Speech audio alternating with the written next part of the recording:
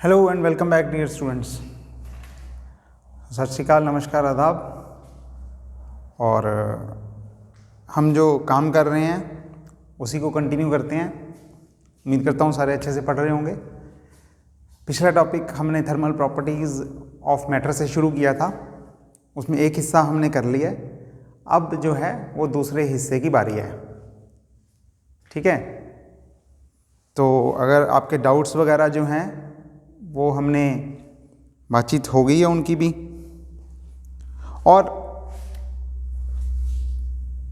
Heat और temperature के बाद अब हमारा अगला टारगेट है थर्मल एक्सपेंशन, राइट।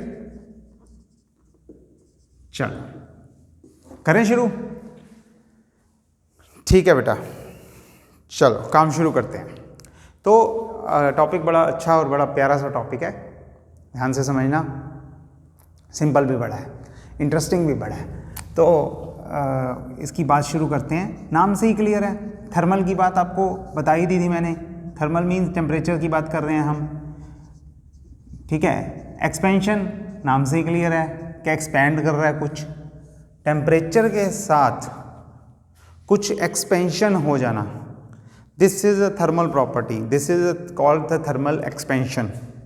किसका? मैटर में हम क्या लेते हैं? सॉलिड लिक्विड गैस, है ना। सॉलिड लिक्विड गैस लेते हैं। तो अब हम सबसे पहले पढ़ेंगे सॉलिड के लिए thermal expansion in the case of solids. Solids पढ़ेंगे सबसे पहले, ठीक।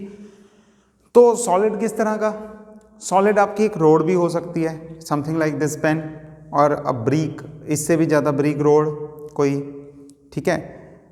और सॉलिड आपका कुछ एरिया भी टाइप भी हो सकता है, प्लेन टाइप, जैसे आपका मोबाइल और मेरा मोबाइल। सॉलिड जो है वो एक पूरा 3 डायमेंशनल कुछ भी हो सकता है, जैसे कि बॉटल, वाटर बॉटल, ठीक, कुछ भी हो सकता है। सॉलिड जो है 1 डायमेंशनल में भी काउंट किया जा सकता है, because it has definite shape, definite volume, definite सब कुछ फिक्स है ना। तो उसका 1 डायमेंशनल में भी काउंट कर सकते हैं। मीन्स हम लेंथ में भी बात कर सकते हैं उसकी, राइट, कि रोड की एक लेंथ बढ़ गई बस, बाकी सब ठीक है। उसके एरिया में भी बात कर सकते हैं और उसके वॉल्यूम में भी बात कर सकते हैं, है ना।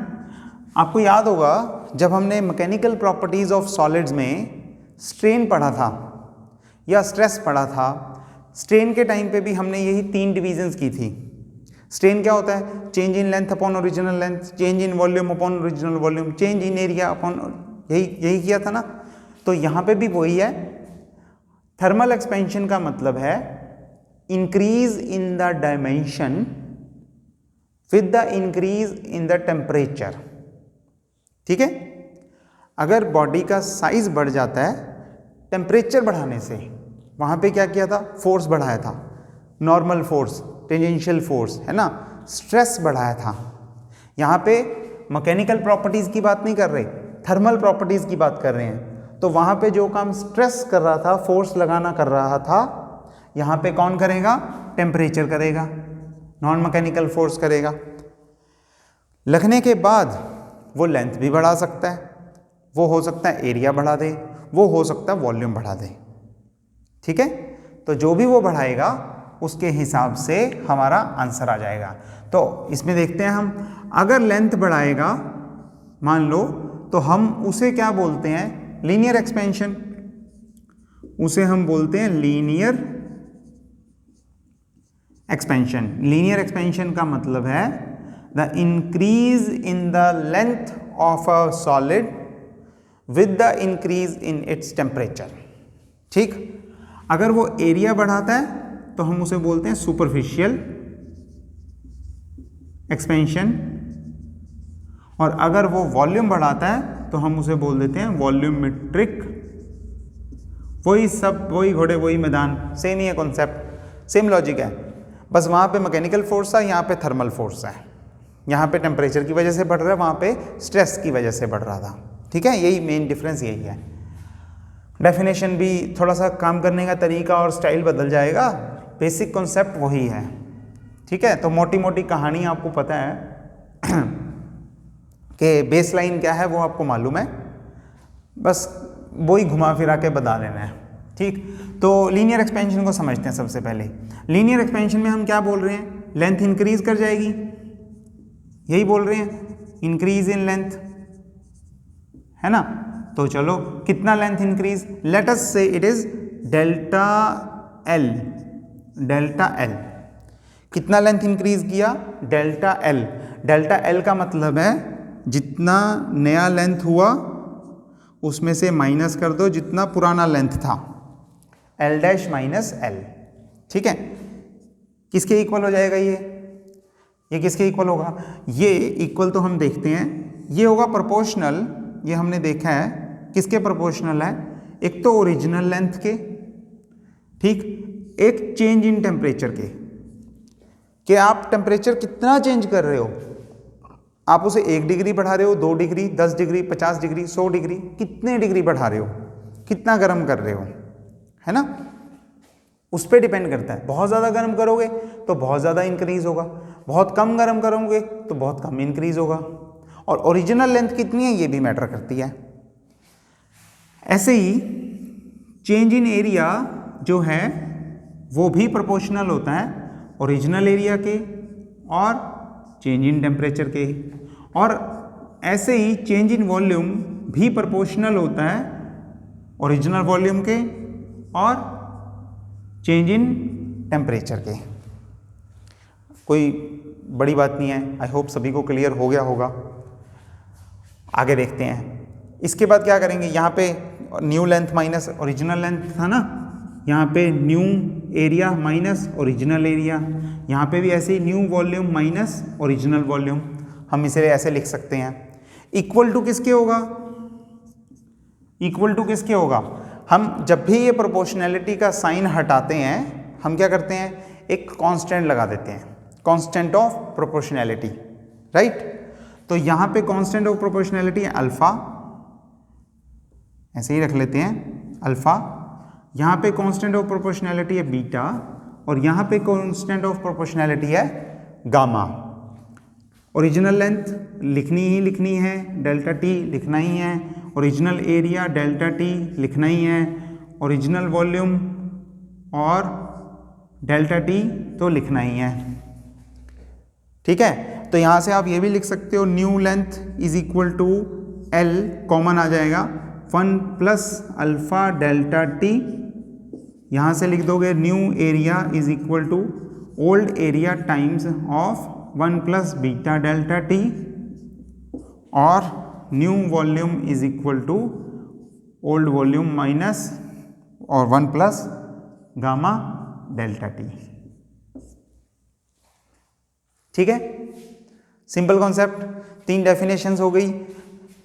अल्फा को क्या बोलते हैं हम, अल्फा को बोलते हैं कोएफिशिएंट ऑफ, इस कांस्टेंट को क्या बोलते हैं, coefficient of, coefficient of alpha के केस में लीनियर एक्सपेंशन,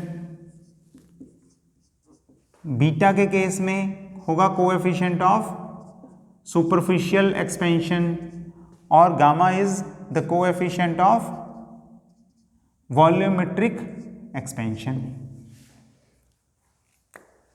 ठीक है बात, सिंपल कॉन्सेप्ट, सिंपल लॉजिक, ध्यान से देख लो, सारे को समझ में आना चाहिए आराम से, बिल्कुल इजी है, कोई मुश्किल काम नहीं है, यहाँ तक कोई भी दिक्कत नहीं होनी चाहिए किसी भी पार्ट में। ठीक है, तो हमने डिफाइन कर दिया अच्छे से, लॉजिक बता दिया, और मेन पॉइंट्स तीनों देख लिए, फॉर्मूले सामने ही है, बिल्कुल किसी तरह की कोई परेशानी वाली चीज़ आई ही नहीं अभी तक तो। ठीक है, तो हमारा पहला कॉन्सेप्ट था लीनियर एक्सपेंशन, और थर्मल एक्सपेंशन को हमने 3 पार्ट्स में बांट लिया था, linear expansion, superficial expansion and volume expansion. Solid में ये तीनों ही पॉसिबल हैं, तीनों ही पॉसिबल हैं, तो हमने सॉलिड के केस में सबसे पहले ये तीनों देख लिए। ठीक है, चलो आगे बढ़ते हैं। आगे में हम क्या करेंगे, इसके लिए हम पहले तो कोएफिशिएंट जो है उसे डिफाइन करते हैं। तो मैं अभी सिर्फ लीनियर वाला लेके चल रहा हूँ, लीनियर से स्टार्ट करते हैं और फिर देखते हैं। तो अल्फ़ा कितना आया हमारे पास, अल्फ़ा यहाँ पे था एक एल, एक साथ में था डेल्टा टी और इक्वल टू किसके था, डेल्टा एल के। तो अल्फ़ा कितना आ जाएगा, अल्फ़ा आ जाएगा delta L divided by total L और चेंज इन टेम्परेचर। ठीक है, तो कोएफिशिएंट का मीनिंग समझ लो अभी कितना होगा। If we put L equal to 1 metre, let say delta T equal to 1, unit जो भी हो, यूनिट लिख देता हूँ मैं, डिग्री सेल्सियस डिग्री केल्विन, दोनों में डिफरेंस 1 का 1 ही होता है ना। तो आप चाहे 1 डिग्री सेल्सियस बढ़ाओ चाहे 1 डिग्री केल्विन बढ़ाओ, 1 इज़ 1, दोनों बराबर हैं, एक ही बात है। तो अल्फ़ा किसके इक्वल हो जाएगा, alpha will be equal to delta L, यानी कि ये कोएफिशिएंट जो आप बोलते हो, कोएफिशिएंट क्या होता है, ये coefficient is increase in length. Basically this coefficient is equal to increase in length, increase in length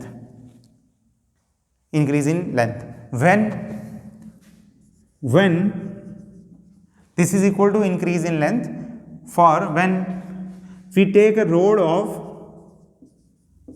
of length 1 meter and raise the temperature by 1 degree Celsius, 1 degree Celsius लिख लेता हूं मैं। ठीक है, तो अगर आप 1 डिग्री सेल्सियस और केल्विन भी लिख सकते हैं। तो अगर आप 1 मीटर की कोई चीज़ लेके, रॉड ले लो, लीनियर एक्सपेंशन है, 1 मीटर की कोई रॉड लेके उसे 1 डिग्री सेल्सियस तक गर्म कर देते हो, 1 डिग्री की रॉड लेके, 1 मीटर की रॉड लेके 1 डिग्री सेल्सियस तक उसे गर्म कर देते हो, तो क्या होगा, उसका लेंथ थोड़ा सा बढ़ जाएगा, थोड़ा सा। ठीक है, जो जितना बढ़ेगा उसे हम बोलेंगे कि ये उसके कोएफिशिएंट ऑफ लीनियर एक्सपेंशन की वैल्यू है। ठीक है, ऐसे ही अगर आपने एरिया वाला डिफाइन करना हो तो एरिया वाला कर लो, उसमें क्या दिक्कत है, उसमें ऊपर चेंज इन एरिया आ जाएगा, increase in area.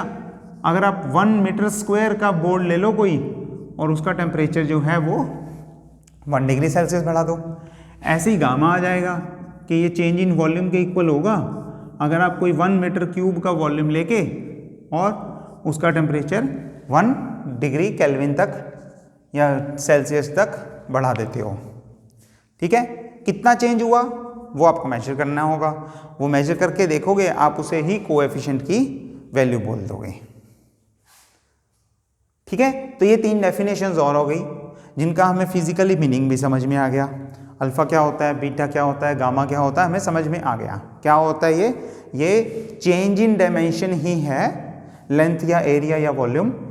Increase in dimension ही है जब हम यूनिट डायमेंशन की चीज़ लेके यूनिट केल्विन तक उसका टेम्परेचर बढ़ा देते हैं। तो ये अल्फा बीटा गामा हमारे पास आ जाते हैं। ठीक है, मोटी बात ये है कि अगर किसी को एक्सपेंड करवाना है तो गर्म कर दो, और अगर किसी को कंप्रेस करवाना है तो ठंडा कर दो। ठीक, हर बंदा, हम अपनी डेली लाइफ में यूजुअली इसकी बहुत सारी एप्लीकेशंस लेते हैं, बहुत सारी। जैसे कि आपने कई बार नोटिस किया हो शायद, कई बार बोतल का जो ढक्कन होता है वो खुलता नहीं है, बहुत टाइट हो जाता है, खुलता नहीं है। तो ज़ोर मत लगाओ, जब दिमाग चलता हो तो हाथ पैर ज़्यादा नहीं चलाने चाहिए। क्या करो, थोड़ा सा गर्म पानी डाल दो, उसे गर्म पानी में रख दो 2 मिनट के लिए। क्या होगा गर्म पानी में रखने से, जब आप उसे गर्म पानी में रखोगे तो बेसिकली आपने उसका टेम्परेचर बढ़ा दिया। ठीक है, और इंक्रीज इन टेम्परेचर क्या करता है, साइज बढ़ा देता है, एक्सपेंड कर देता है। तो वो चीज़ जो है वो, उसका कॉर्क जो है वो थोड़ा सा एक्सपेंड हो जाएगा। हॉट वाटर में रख दो या उस पर थोड़ा सा उसे गर्म कर दो, उसे थोड़ा सा गर्म कर दो, गर्म करोगे वो एक्सपेंड हो जाएगा। अगर आप कभी साइकिल पे या आजकल तो अलॉय व्हील्स आ गए हैं। पुराने टाइम में आप देखो जो व्हील्स होते हैं ना, व्हील्स उन पे रिम लगे होते हैं, वो भी इसी कॉन्सेप्ट को यूज़ करते हैं। जो ब्रिजेस होते हैं, ब्रिजेस उनमें जो वॉल्स लगी होती हैं, जो खंबे पिलर्स लगे होते हैं, वो भी इन कॉन्सेप्ट्स को यूज़ करते हैं। घरों में भी आप देखोगे गेट्स पे ये कॉन्सेप्ट्स यूज़ होते हैं। बेसिकली सर्दियों में क्या होने वाला है, वो ये मान लीजिए एक पिलर है और इसी के साथ दूसरा पिलर है, ये एक पिलर है, ये दूसरा पिलर है, ये दोनों एक साथ लगा दिया आपने, ठीक है। साथ में लगाओगे तो क्या होगा, जब सर्दियाँ आएंगी तो ठीक कोई बात नहीं, जब गर्मियाँ आएंगी टेम्परेचर बढ़ेगा, टेम्परेचर बढ़ेगा तो वो एक्सपेंड करेगा। अब ना तो इसे एक्सपेंड करने की जगह मिल रही, ना इसे एक्सपेंड करने की जगह मिल रही, तो वो इतने साथ साथ चिपे हुए हैं कि वो एक्सपेंड ही नहीं कर पा रहे, ठीक। उससे क्या होगा, उससे स्टेबिलिटी कम हो जाएगी, बिल्डिंग के गिरने के चांसेस ज़्यादा हो जाएंगे, क्योंकि वो एक्सपेंड कर रहे हैं और उन्हें जगह नहीं मिल रही, तो एक दूसरे को वो तोड़ने में लगेंगे। अगर आप थोड़ी सी जगह छोड़ दो तो क्या होगा, हल्की सी जगह छोड़ी जाती है बीच में उनके, क्योंकि वो हल्का सा एक्सपेंड करेंगे, ठीक है, उनका वॉल्यूम इंक्रीज होगा, वॉल्यूम इंक्रीज होगा और उतना स्पेस खाली है, तो दोनों ऐसे नहीं है कि एक दूसरे के बीच में बजेंगे, कोलाइड नहीं करेंगे एक दूसरे के साथ, एक दूसरे को अपोज नहीं करेंगे और वो वहीं पे एडजस्टेड रहेंगे, तो उससे स्टेबिलिटी बढ़ जाती है। रेलवे ट्रैक्स भी, इवन मैं आपको बताऊं, रेलवे ट्रैक्स भी जो ट्रैक बने होते हैं उनमें भी थोड़ा सा स्पेस छोड़ा जाता है कि अगर आयरन पीस एक्सपेंड करे तो वो भी तब भी फिट रहे और वहाँ पे पटरी से उतरने के चांसेस ना रहे, मतलब उसके आपस में वहाँ से क्लैश करने के चांसेस ना रहें। तो ट्रैक्स हों चाहे ब्रिजेज हों, वॉल्स हो, वो इस चीज़ को ध्यान में रख के बनाए जाते हैं कि जब भी सीजनल चेंजेस हों टेम्परेचर में, गर्मी सर्दी हो, तो गर्मी में वो थोड़ा सा एक्सपेंड कर सकें और सर्दी में थोड़ा सा कंप्रेस कर सकें। थर्मल एक्सपेंशन को उसमें प्रॉपर ध्यान में रखा जाता है, ठीक है। और घरों में नॉर्मल, मैंने बोतल वाली एग्जांपल ली, कॉर्क नहीं खुल रहा है तो उसके लिए वो कर सकते हैं, और रिम में भी यही चीज़ आप फॉलो कर सकते हो। व्हील्स जो हैं वो उसी हिसाब से बनाए जाते हैं, रिम थोड़े से उसी हिसाब से रखे जाते हैं। अगर पंचर लगाना आपने कभी देखा हो तो उसमें भी ऐसा फॉलो किया जाता था, गर्म पानी ले लो, आराम से वो ट्यूब एक्सपेंड हो जाएगी, उतर जाएगी, और उसके बाद उस पर उसे चढ़ाने के बाद, उसे रिम पे टायर को चढ़ाने के बाद, उसे फिट करने के बाद उस पर ठंडा पानी डाल दो ताकि वो कंप्रेस हो जाए, तो उसकी पकड़ अच्छे से बन जाए। तो व्हील्स पे भी, रिम पे भी इसी तरह से काम किया जाता है, ठीक है। तो ये सारी एग्जांपल्स हैं, जहाँ पे भी आप गर्म या ठंडे की कोई एग्जांपल देखो वहाँ पे समझ लेना थर्मल एक्सपेंशन का कॉन्सेप्ट लगा हुआ है, ठीक है जी। तो ये बड़ा इंपॉर्टेंट कॉन्सेप्ट है और बड़ा अच्छा प्यारा सा कॉन्सेप्ट है। ये हमारा हो गया है, इतनी बात इसमें, यस। चलो, तो थर्मल एक्सपेंशन की बात हमारी ठीक ठाक हो गई है, उसमें हमें समझ में आ गया कि कौन कौन सा क्या क्या लगाना है। इसी में एक और बात देख लो कि अल्फ़ा, बीटा और गामा, तीन है ना, तीन कोएफिशिएंट्स हैं, एक वॉल्यूम का है, एक एरिया का है और एक अल्फ़ा जो है वो लेंथ का है। वॉल्यूम वाले में देखें अगर मान लो, तो वॉल्यूम जो है that is, let's say V dash की बात कर रहा हूँ मैं, length into breadth into height वाला फॉर्मूला भी ले लें तो it is basically cube of the length, ठीक है। और एल डैश कितना होता है, एल डैश होता है एल और 1 plus alpha delta T, right. इसका क्यूब मतलब इसका क्यूब, एल क्यूब तो हो गया। अब ए प्लस बी होल क्यूब लगा दोगे, इसे सॉल्व कर लोगे, ठीक है। सॉल्व नहीं करना है, मैं सिर्फ तरीका बता रहा हूँ, ठीक। सॉल्व करेंगे तो हम देखेंगे, जिसे हम सीधा लिख सकते थे v 1 plus gamma delta T, और v का मतलब एल क्यूब और 1 plus gamma delta T, this will come out to be equal to, solve करने के बाद, ठीक है, जिसमें डेल्टा टी क्यूब फैक्टर होगा उसे हम इग्नोर कर देंगे, बहुत छोटा है, डेल्टा टी स्क्वायर फैक्टर होगा उसे हम छोड़ देंगे, जाने दो। बचा क्या? बचेगा सिर्फ अल्फा टी वाला फैक्टर और साथ में डेल्टा टी वाला फैक्टर और साथ में आएगा 3 टाइम्स ऑफ अल्फा। ठीक है, सिर्फ फॉर्मूला खोला मैंने और कुछ बड़ा तीर नहीं मारा। a plus B whole cube A cube plus B cube plus 3a square B plus 3b A B square वाला फॉर्मूला लगा के आंसर आ जाएगा आपका। तो आप देखते हो that this comes out to be equal to L cube 1 plus 3 alpha delta t, that means gamma जो है that is equal to 3 times of alpha, ये आ जाएगा। और ऐसे ही सिमिलरली आप ये भी ले सकते हो beta is equal to 2 times of alpha. तो अल्फा बीटा गामा में अगर रिलेशन लेना हो तो ये रिलेशन है सीधा सीधा है, एरिया स्क्वायर होता है तो यहाँ 2 टाइम्स हो गया, वॉल्यूम क्यूब होता है तो यहाँ 3 टाइम्स हो गया।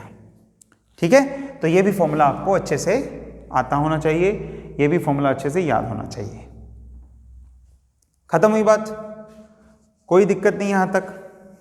एक छोटी सी बात और सीख लो इसी में कि ये जो अल्फा बीटा गामा है ना, अल्फा बीटा गामा ये कांस्टेंट्स तो हैं, ठीक है, लेकिन ये कांस्टेंट्स भी टेम्परेचर पे डिपेंड करते हैं, टेम्परेचर रेंज पे।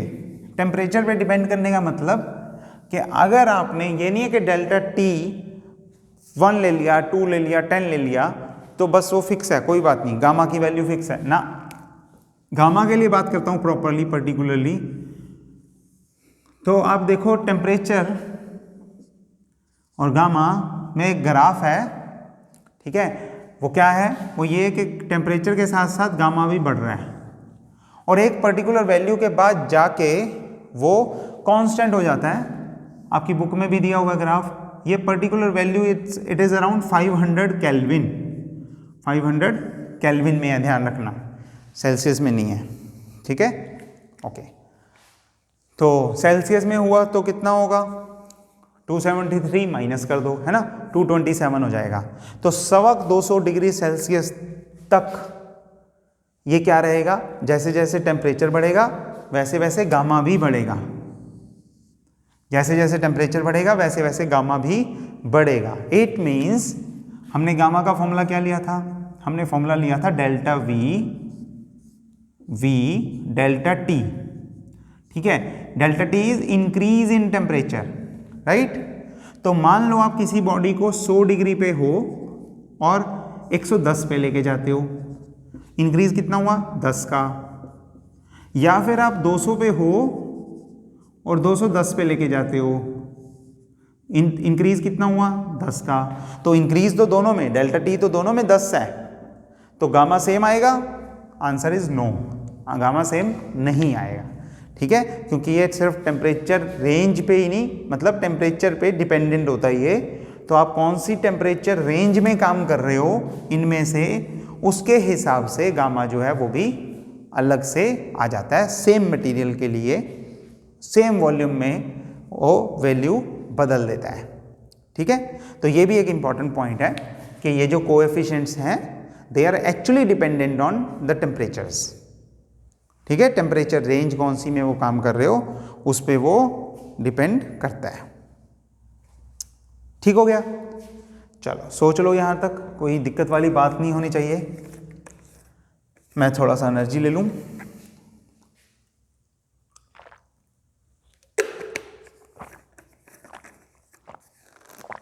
यस, ओके, तो अगला पॉइंट देखते हैं, और भी इंटरेस्टिंग। अल्फा बीटा गामा हो गया, उनके रिलेशंस हो गए, उनका फिजिकल मीनिंग समझ में आ गया, उनकी डिपेंडेंस भी समझ में आ गई। सॉलिड वाला काम हमारा खत्म हो गया। ठीक है, तो अब हम देखते हैं, बात करते हैं लिक्विड्स की। गैसेस की हम बाद में बात करेंगे, उसमें तो क्या एक्सपेंशन होना है जब वो नेचर ही नहीं है ना। तो लिक्विड की बात करते हैं। लिक्विड की क्योंकि डेफिनेट शेप तो होती नहीं, लिक्विड्स की डेफिनेट शेप नहीं होती, तो उनमें एक्चुअल में लेंथ की बात करना या एरिया की बात करना थोड़ा सा इलॉजिकल है। लेकिन क्योंकि उनका डेफिनेट वॉल्यूम होता है तो उनमें एक थर्मल एक्सपेंशन वैलिड है, कौन सी, और वो है वॉल्यूमेट्रिक एक्सपेंशन, ठीक है, यानी कि V डैश नहीं, यानी कि delta V is equal to gamma V delta T। ये वाला जो रिलेशन है ये इनमें एप्लीकेबल है, ये इनमें वैलिड है, और इसके हिसाब से हम वॉल्यूम एक्सपेंशन कर लेते हैं। तो सीधी सीधी बात है, अगर आप टेम्परेचर इंक्रीज करोगे वॉल्यूम इंक्रीज करेगा, अगर आप टेम्परेचर डिक्रीज करोगे तो वॉल्यूम डिक्रीज करेगा, ठीक है, कोई दिक्कत वाली बात नहीं है यहां तक। चलो इसी की एक एप्लीकेशन करते हैं, इसी में एक चीज सीखते हैं। आपको पता भी है, वाटर ले लो, ठीक है, वाटर लोगे तो क्या होगा, जितना ज़्यादा पानी को गर्म करोगे, जितना ज़्यादा गर्म करोगे उतना वो फैलता रहेगा। पहले रखा हुआ है, संभल के टिक के बैठा हुआ है आराम से, जैसे जैसे आप गर्म करते हो वैसे वैसे वो उबाले खाता है, बाहर को आता है, स्टीम बन जाता है, तो वॉल्यूम उसका बढ़ रहा है ना, टेम्परेचर से।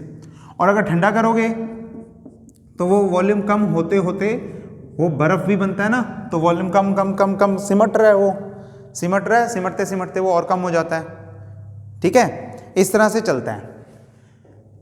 तो इसी बात पे हम एक और बिहेवियर पढ़ेंगे इसका। किसी भी मटेरियल के लिए आप किसी भी के लिए भी कर सकते हो, मैंने वाटर लिया है, वाटर में स्पेशल केस है, उसे ही बात डिस्कस करनी है। हम एक और टर्म डिफाइन कर लेते हैं यहाँ पे, फिर वाटर पे चलते हैं, that is density. Density is mass upon volume, mass upon volume.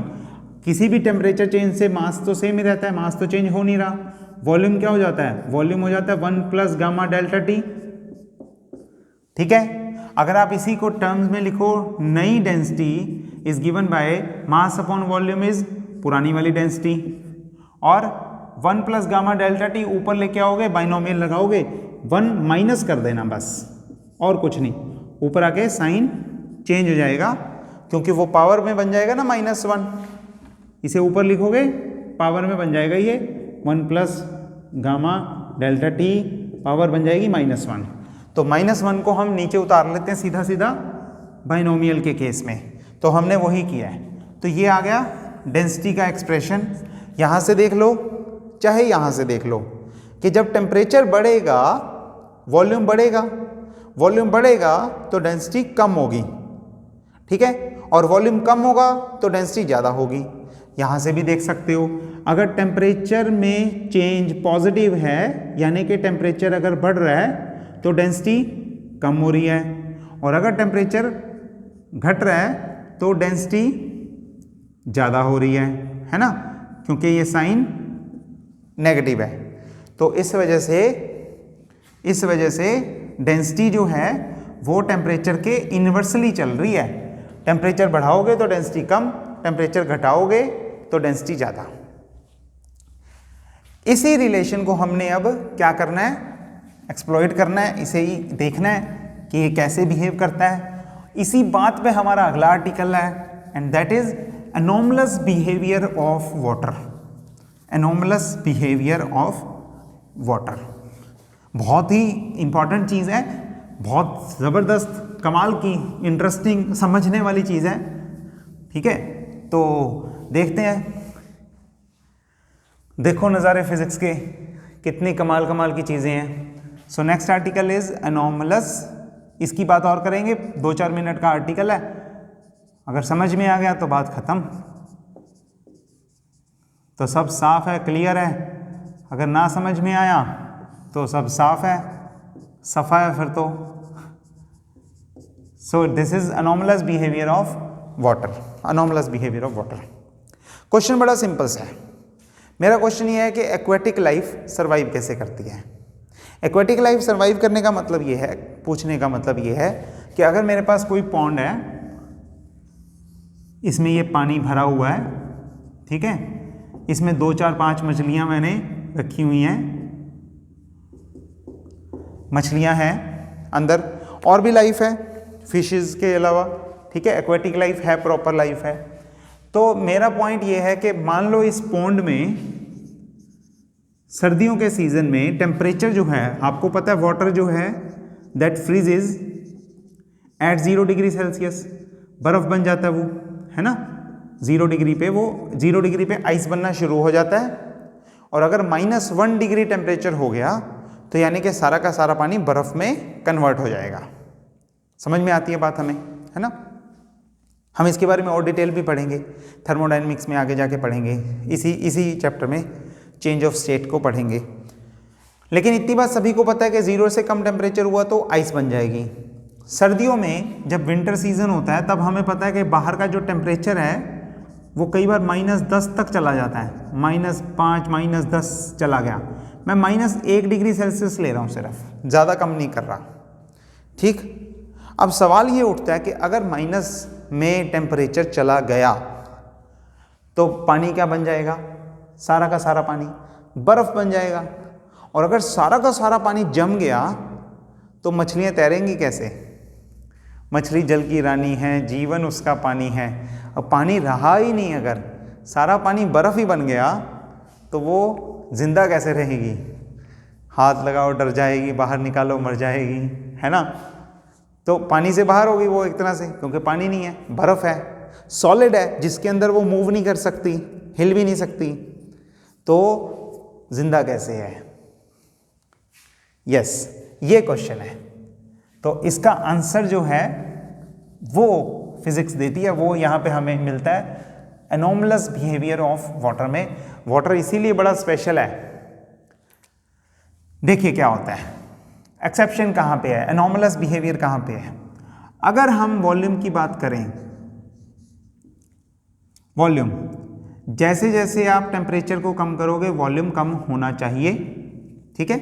इसका मतलब है मैं अगर कोई ग्राफ बनाता हूँ, यहाँ पे टेम्परेचर रखा मैंने, यहाँ पे वॉल्यूम रख दिया, यहाँ पे मान लो उसका वॉल्यूम इतना था चीज़ का, इतने टेम्परेचर पे, मैं पीछे से ग्राफ शुरू कर रहा हूँ, ठीक है। इतना वॉल्यूम था इतने टेम्परेचर पे। अगर मैं पीछे लेके आऊँगा, टेम्परेचर को कम करूँगा, पीछे आऊँगा, तो वॉल्यूम कम होना चाहिए, ठीक है। तो यानी कि ये ऐसे आएगा आएगा आएगा आएगा आएगा, ऐसे चलेगा, ठीक। अगर मैं टेम्परेचर 0 केल्विन कर दूं, 0 एग्जैक्ट 0 कर दूं, तो वॉल्यूम भी कितना होना चाहिए, मिनिमम, जितना कम से कम हो सकता है उतना मिनिमम पे वो चला जाएगा। This should be the graph between, मैं इसे थोड़ा सा और अच्छे से बना लूं, तो मैं इसे थोड़ा सा ऐसे बना देता हूं, ठीक है। ऐसा होना चाहिए था, मिनिमम टेम्परेचर पे ये ग्राफ ऐसा होना चाहिए था, मिनिमम वॉल्यूम वाला। सभी में होता भी है, ऑलमोस्ट सभी फॉलो करते हैं इसे, एक्सेप्ट वाटर। वाटर में नहीं होता ऐसा। वाटर में क्या रहता है, वाटर में उसका एक एनोमलस का मतलब होता है पिकुलियर टाइप, अजीब, मतलब जो एक्सपेक्टेड ना हो, जो अजीब हो थोड़ा सा, ऐसा मान लो, जो अलग हो एक्सपेक्टेड से, वो बिहेवियर। तो इसमें क्या होता है, वाटर 0 डिग्री सेल्सियस पे मिनिमम नहीं होता, 0 डिग्री सेल्सियस में ले लेता हूं मैं, ठीक है, डिग्री सेल्सियस में, वो डिग्री सेल्सियस में 0 पे मिनिमम नहीं होता, वो 4 डिग्री पे मिनिमम होता है, 4 पे। तो ये ग्राफ जो है ये with decrease in temperature volume decreases, 4 degree तक तो सेट है, 4 डिग्री तक तो चलता है, उसके बाद वो बढ़ना शुरू कर देता है, ठीक है।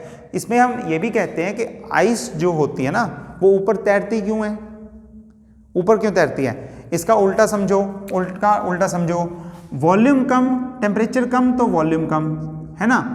और ऐसा लिखो कि टेम्परेचर कम तो डेंसिटी ज़्यादा। और आपको पता है, पहले भी पढ़ा है हमने, कि जिसकी डेंसिटी ज़्यादा वो क्या करेगा, वो नीचे जाएगा, भारी चीज़ नीचे जाती है, जिसकी डेंसिटी ज़्यादा वो नीचे जाएगा, जिसकी डेंसिटी कम वो ऊपर आएगा, ठीक है। जैसे कि ऑयल की डेंसिटी या सरफेस टेंशन कम होती है, वो ऊपर आता है। आइस जो है इस हिसाब से, क्योंकि आइस का टेम्परेचर है कम, डेंसिटी का तो वाटर का टेम्परेचर है ज़्यादा, वाटर का टेम्परेचर ज़्यादा है, इस हिसाब से आइस की डेंसिटी ज़्यादा होनी चाहिए, वाटर की डेंसिटी कम होनी चाहिए। इस हिसाब से आइस, अगर आप पानी में आइस क्यूब डालो तो वो डूबना चाहिए क्योंकि उसकी डेंसिटी ज़्यादा है, और वाटर जो है वो तैरना चाहिए, उसे वाटर ऊपर होना चाहिए, आइस नीचे होनी चाहिए। पर एक्चुअल में क्या होता है, एक्चुअल में आइस फ्लोट्स ऑन वाटर, बर्फ पानी में तैरती है, डूबती नहीं है। पॉइंट ये है कि ऐसा क्यों होता है जबकि उसकी डेंसिटी तो हमें ज़्यादा लग रही है। आंसर फिर से वही है, it is the anomalous behaviour. Anomalous behaviour, 4 degree तक पानी जो है वो डेंसिटी उसकी बढ़ती रहती है और वॉल्यूम कम होता रहता है। ठीक है, मैं अगर डेंसिटी में ग्राफ बनाऊं तो मैं ऐसा बना दूंगा। ठीक है, मतलब अगर आप उसे ठंडा कर रहे हो, ठंडा कर रहे हो, ठंडा कर रहे हो, उसकी डेंसिटी बढ़ रही है, बढ़ रही है, बढ़ रही है, यानी कि अगर आप 5 डिग्री सेल्सियस पे वाटर ले रहे हो और 4 डिग्री सेल्सियस पे वाटर ले रहे हो तो क्या होगा, और 6 डिग्री पे भी ले लो तो क्या होगा, 6 डिग्री वाले का वॉल्यूम ज़्यादा, 5 डिग्री वाले का कम, 4 डिग्री वाले का वॉल्यूम और कम, या फिर 6 डिग्री वाले का डेंसिटी कम, 5 डिग्री वाले की ज़्यादा और 4 डिग्री वाले की और ज़्यादा। 6 वाला यहाँ पे होगा, 5 वाला यहाँ पे होगा, 4 वाला यहाँ पे होगा डेंसिटी में, 6 वाला यहाँ पे होगा, 5 वाला यहाँ पे होगा, 4 वाला यहाँ पे होगा वॉल्यूम में। किसी भी ग्राफ को समझ लो, या तो इस ग्राफ को समझ लो या फिर इस ग्राफ को समझ लो। ठीक है, वो डेंसिटी का है, ये वॉल्यूम का है। ये पैटर्न फॉलो होना चाहिए था सेम, लेकिन 3 डिग्री वाला जो है वाटर 3 डिग्री पे उल्टा हो जाता है। यहाँ पे हमने क्या लिया था, 6 का वॉल्यूम ज़्यादा, 5 का वॉल्यूम 4 से ज़्यादा, इसी लॉजिक से 4 का वॉल्यूम 3 से ज़्यादा होना चाहिए, लेकिन होता नहीं है, होता ये है। ठीक है, इसे बोलते हैं अनोमलस बिहेवियर। इस वजह से हम क्या सीखते हैं, सीधा पॉइंट, वॉल्यूम इज मिनिमम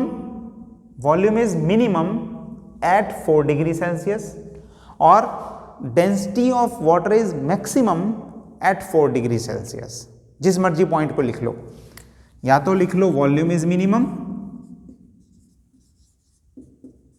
या लिख लो डेंसिटी इज मैक्सिमम। ठीक है, बस इतनी बात समझ में आ गई तो कहानी खत्म होगी, फिर कुछ नहीं बचा। फिर हम कंक्लूजन लिख सकते हैं कि ये कैसे लाइफ सरवाइव कर रही है, कैसे डेंसिटी जो है वो आइस जो है वो तैर रही है, कैसे ये सब कुछ हो रहा है। इसका एक ही आंसर है सभी का, वो है एनोमलस बिहेवियर। एनोमलस बिहेवियर में हमने क्या सीखा कि 4 डिग्री सेल्सियस तक पैटर्न फॉलो होता है, उसके बाद नहीं होता, जहाँ तक होता है वहाँ तक ठीक, नहीं होता तो बदल जाता है।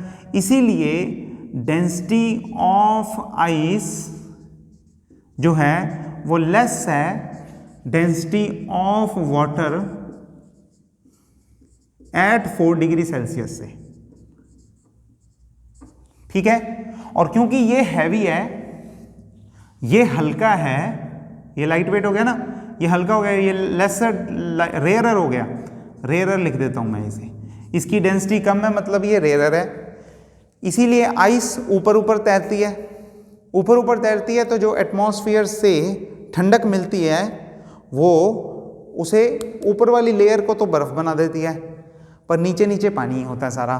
ठीक है, तो ऊपर होती है बर्फ़ जो ऊपर ऊपर तैर रही होती है, और नीचे होता है पानी। कितने डिग्री पे रहेगा, 4 डिग्री सेल्सियस तक रहेगा। 4 डिग्री सेल्सियस पे नीचे होता है पानी। आइस फ्लोट्स ऑन वाटर इसीलिए है, और क्योंकि आइस फ्लोट्स ऑन वाटर इसीलिए नीचे की लाइफ सर्वाइव कर पाती है, एक्वाटिक लाइफ सर्वाइव कर पाती है। ठीक हो गया, चलो that's it for today. Let me recapitulate the whole thing.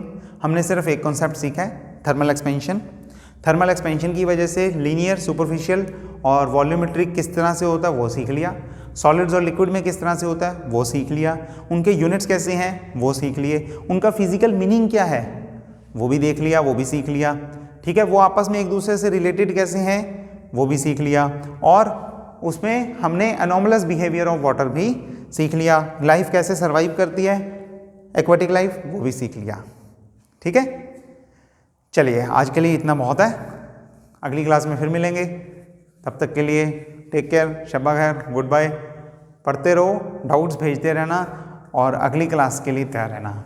ठीक है, अगले में हम इसी की और प्रॉपर्टीज़ को और सीखेंगे कुछ, और इंटरेस्टिंग एप्लीकेशंस देखेंगे। जैसे थर्मल एक्सपेंशन की इतनी सारी बढ़िया बढ़िया एप्लीकेशंस देखी, ऐसे ही और इंटरेस्टिंग सी एप्लीकेशंस देखेंगे और मिलते हैं फिर नेक्स्ट क्लास में।